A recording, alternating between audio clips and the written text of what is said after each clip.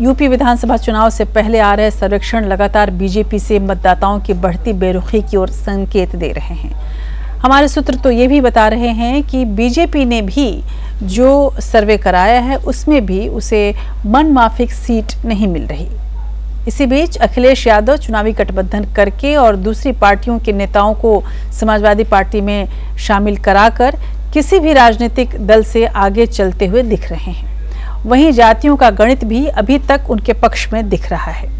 किस तरह से ये पूरा समीकरण काम कर रहा है, एक नजर डालते हैं अखिलेश की और समाजवादी पार्टी की चुनावी तैयारियों पर।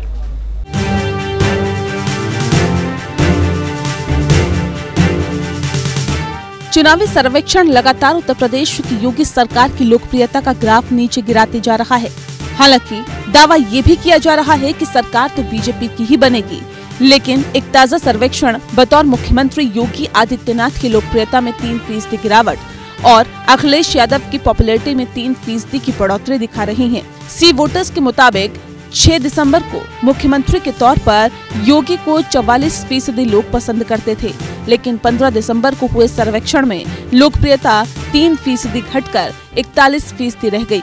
वहीं अखिलेश यादव को बतौर मुख्यमंत्री पसंद करने वाले 6 दिसंबर को 31% थे, तो अब बढ़कर 34% हो गए हैं। हालांकि चुनावी सर्वेक्षण सही साबित नहीं होते, लेकिन कहीं न कहीं कुछ हद तक ये बढ़ती सत्ता विरोधी लहर की ओर इशारा कर रही हैं। ऐसे में ये देखना खासा दिलचस्प होगा कि अखिलेश इन लोगों को अपने मतदाताओं में बदलने के लिए क्या तैयारी कर रहे हैं। समाजवादी पार्टी गठबंधन करने के मामले में सबसे आगे चल रही है। प्रगतिशील समाजवादी पार्टी लोहिया से गठबंधन का ऐलान कर अखिलेश यादव ने समाजवादी पार्टी के वोट बंटने का खतरा दूर कर लिया है, जिसका लाभ करीब 60 से 70 सीटों पर मिलना तय माना जा रहा है। समाजवादी पार्टी की कोशिश होगी कि जितने भी दल हैं, जो क्षेत्रीय दल हैं, उनको जोड़ा जाए और स्वाभाविक है कि चाचा का भी एक दल है, उस दल को भी साथ लाने का काम करेंगे। पूरा सम्मान उनका होगा और ज़्यादा से ज़्यादा सम्मान करने का काम समाजवादी लोग करेंगे, ये आपको मैं भरोसा दिलाता हूँ। दूसरी बड़ी कामयाबी पश्चिमी उत्तर प्रदेश में मिली है। कभी बीएसपी और फिर बीजेपी के गढ़ रहे पश्चिम यूपी में किसान आंदोलन की वजह से राष्ट्रीय लोकदल की लोकप्रियता काफी बढ़ी है। आरएलडी नेता जयंत चौधरी से गठबंधन कर अखिलेश ने बीजेपी का आत्मविश्वास हिला दिया है। यहाँ करीब 70 सीटें हैं। बीजेपी को यहाँ 52% वोट मिले थे, लेकिन गठबंधन और जाट मुस्लिम एकता अगर कायम रही तो 2017 में बीजेपी को यहाँ 32% मुसलमान, 12% जाट, 30% ओबीसी और 18% दलितों के ज्यादातर वोट सपा गठबंधन को मिल सकते हैं। 22 सीटों पर तो आरएलडी का वर्चस्व माना जाता है, तो 60 सीटों पर जाट भविष्य तय करते हैं। इस लिहाज से गठबंधन की रणनीति को कामयाब माना जा रहा है।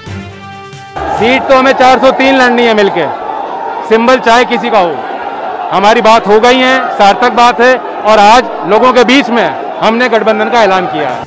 उधर सुहेल देव भारतीय समाज पार्टी को एनडीए के चंगुल से निकाल कर लाना अखिलेश की बड़ी कामयाबी मानी जा रही है।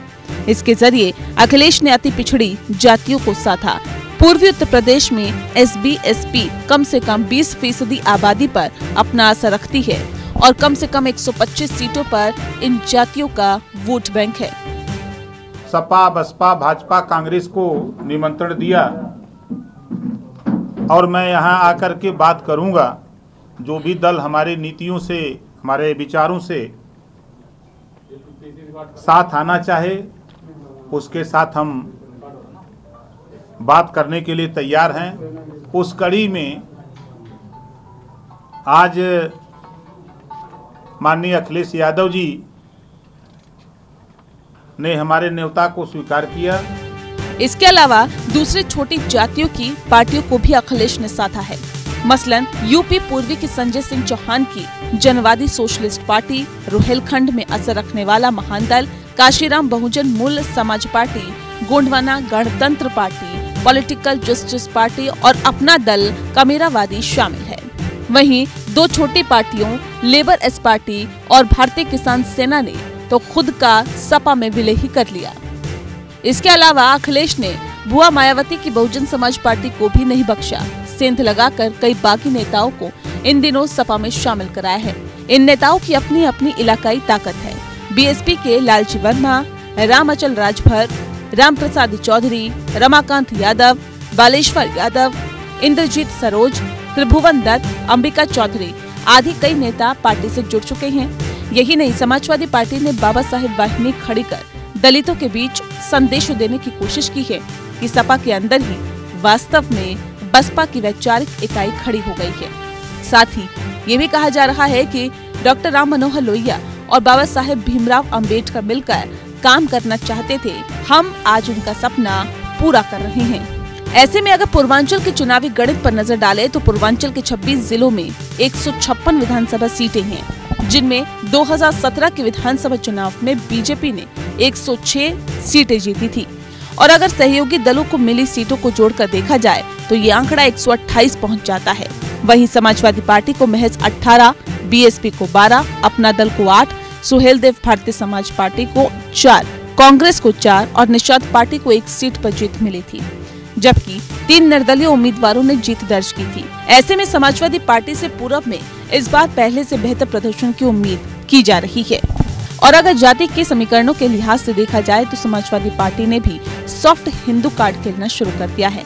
अखिलेश यादव भी बीजेपी के राम मंदिर के हथियार को बेअसर करने के लिए पूजा पाठ और मंदिर दर्शन में पीछे नहीं रहना चाहते। वहीं ऊंची जातियों की नाराजगी दूर करने के लिए ब्राह्मण सम्मेलन कराए गए हैं। तो हाल में पूर्वांचल की राजनीति में ब्राह्मण चेहरा माने जाने वाले पूर्व मंत्री हरिशंकर तिवारी के परिवार के अलावा संत कबीर नगर, खलीलाबाद से भाजपा विधायक दिग्विजय नारायण चौबे उर्फ जय चौबे को सपा में शामिल करा लिया गया है।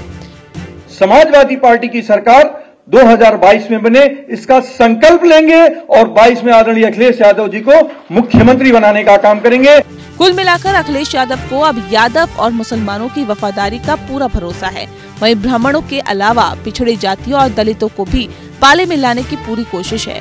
लेकिन कितना भी गणित लगा लीजिए, भारतीय जनमानस को समझ पाना बहुत आसान नहीं है। बहरहाल अखिलेश को अपने गणित से चुनावी जीत का पूरा भरोसा है। किसी भी पार्टी की जीत के लिए उसके अपने चुनावी गणित ही काफी नहीं होते। दूसरे दलों की तैयारी और प्रत्याशियों और प्रचार की रणनीति और मतदाताओं को मतदान केंद्र तक लाने की रणनीति भी चुनावी नतीजे तय करती हैं। इसमें बीजेपी बहुत आगे दिख रही है। जिस तरह से प्रधानमंत्री मोदी की लगातार रैलियां उत्तर प्रदेश में हैं, जिस तरह से अमित शाह जा रहे हैं, जिस तरह से योगी लगातार घूम रहे हैं, इससे ऐसा लगने लगा है कि बीजेपी उत्तर प्रदेश के इस चुनाव को हल्के में नहीं लेने वाली। और अब अखिलेश को ये देखना होगा कि किस तरह से वो अपनी चाल भी और अपनी बात भी दोनों ही बहुत सोच समझ कर रख रहे हैं और रखें जो अपनी चाल और बात दोनों ही बहुत सोच समझ कर रखें, तब शायद अखिलेश के लिए ज़्यादा मुफीद माहौल बन सकता है।